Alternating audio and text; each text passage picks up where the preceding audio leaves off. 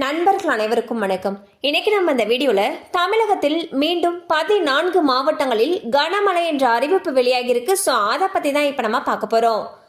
தமிழகத்தில் பல்வேறு மாவட்டங்களிலும் கடந்த சில நாட்களாக தொடர்ந்து பரவலாக கனமழை பெய்து வருகிறது. இந்நிலையில் தமிழக பகுதிகளில் மேல் நிலவும் வளிமண்டல கீழடுக்கு சுழற்சி காரணமாக இன்று தமிழகத்தில் ஒரு சில இடங்களிலும் புதுவை மற்றும் காரைக்கால் ஆகிய பகுதிகளில் இடி மின்னலுடன் கூடிய மழை பெய்ய வாய்ப்பிருப்பதாக சென்னை வானிலை ஆய்வு மையம் தெரிவித்துள்ளது.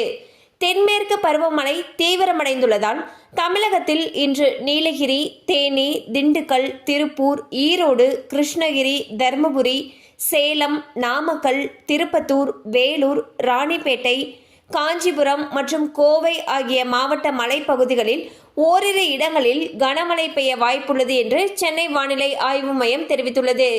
மேலும் அடுத்த 4 நாட்களுக்கு தமிழகத்தில் கனமழை பெய்ய வாய்ப்புள்ளதாகவும் சென்னை வானிலை ஆய்வு மையம் தெரிவித்துள்ளது.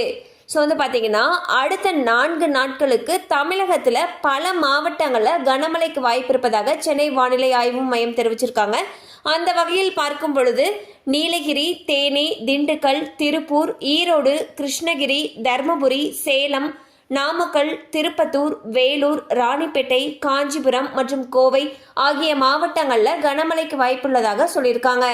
கண்டிப்பாக அந்த அப்டேட் உங்களுக்கு பயனுள்ளதாக இருந்திருக்கும் நம்புகிறோம். மேலும் இது போல அப்டேட்ஸ் உங்களை உடனே ரீச் ஆகணும்னு நினச்சிங்கன்னா நம்ம சேனலோடு தொடர்ந்து இணைந்திருங்கள். தேங்க்யூ ஃபார் வாட்சிங்.